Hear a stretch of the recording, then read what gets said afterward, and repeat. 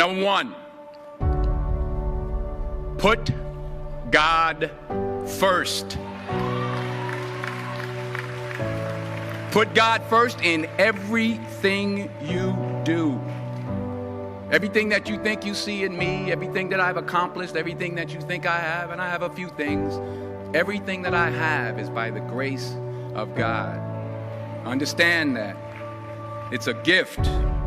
40 years ago, March 27th, 1975, it was 40 years ago, just this past March, I was flunking out of college.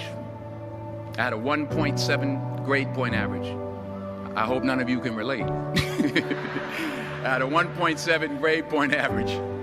I was sitting in my mother's beauty shop. They still call it beauty shops now? What they call it now?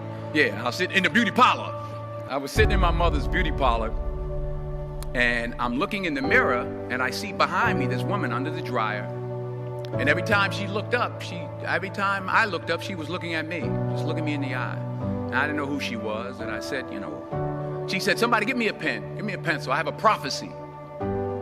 March 27, 1975, she said, boy, you are gonna travel the world and speak to millions of people. Now mind you, I was flunked out of college. I'm thinking about joining the army. I didn't know what I was gonna do, and she's telling me I'm gonna travel the world and speak to millions of people. Well, I have traveled the world, and I have spoke to millions of people. But that's not the most important thing, the success that I had. The most important thing is that what she taught me and what she told me that day has stayed with me since. I've been protected, I've been directed, I've been corrected. I've kept God in my life, and has kept me humble. I didn't always stick with him, but he always stuck with me. So stick with him in everything you do.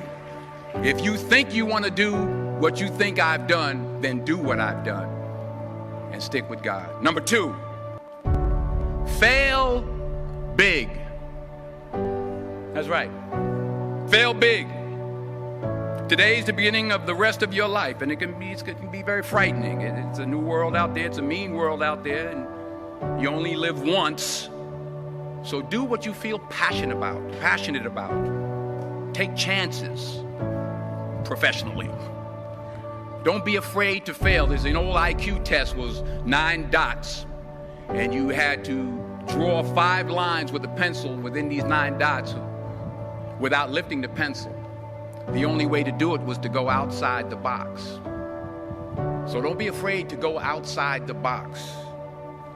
Don't be afraid to think outside the box. Don't be afraid to fail big, to dream big. But remember, dreams without goals are just dreams, and they ultimately fuel disappointment. So have dreams, but have goals.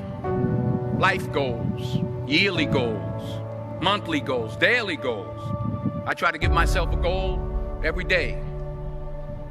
Sometimes it's just to not curse somebody out. Simple goals, but have goals. And understand that to achieve these goals, you must apply discipline and consistency. In order to achieve your goals, you must apply discipline, which you've already done, and consistency every day, not just on Tuesday and miss a few days. You have to work at it every day. You have to plan every day. You've heard the saying, we don't plan to fail, we fail to plan. Hard work works. Working really hard is what successful people do. And in this text, tweet, twerk world that you've grown up in, remember, just because you're doing a lot more doesn't mean you're getting a lot more done. Remember that. Just because you're doing a lot more doesn't mean you're getting a lot more done. Don't confuse movement with progress. My mother told me, she said, yeah, because you can run in place all the time and never get anywhere. So continue to strive, continue to have goals, continue to progress. Number 3, you'll never see a U-Haul behind a hearse. I'll say it again. You'll never see a U-Haul behind a hearse. I don't care how much money you make, you can't take it with you.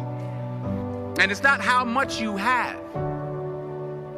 It's what you do with what you have. We all have different talents. Some of you will be doctors, some lawyers, some scientists, some educators, some nurses, some teachers. Yeah, okay. Some preachers. The most selfish thing you can do in this world is help someone else. Why is it selfish? Because the gratification, the goodness that comes to you, the good feeling that I get from helping others, nothing's better than that. Not jewelry, not big house I have, not the cars, but it's the joy. That's where the joy is, in helping others. That's where the success is.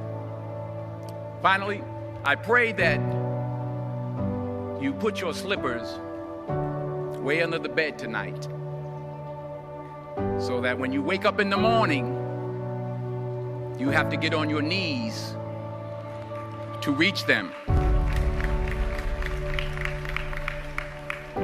And while you're down there, say thank you for grace. Thank you for mercy. Thank you for understanding. Thank you for wisdom. Thank you for parents. Thank you for love. Thank you for kindness. Thank you for humility. Thank you for peace. Thank you for prosperity. Say thank you in advance for what's already yours. That's how I live my life. That's why I am, one of the reasons why I am today. Say thank you in advance for what is already yours. True desire in the heart for anything good is God's proof to you, sent beforehand to indicate that it's yours already. I'll say it again. True desire in the heart, that itch that you have, whatever it is you want to do, that thing that you want to do to help others and to grow and to make money, that desire, that itch, that's God's proof to you, sent beforehand already to indicate that it's yours. And anything you want good, you can have. So claim it. Work hard to get it. When you get it, reach back. Pull someone else up. Each one, teach one. Don't just aspire to make a living. Aspire to make a difference.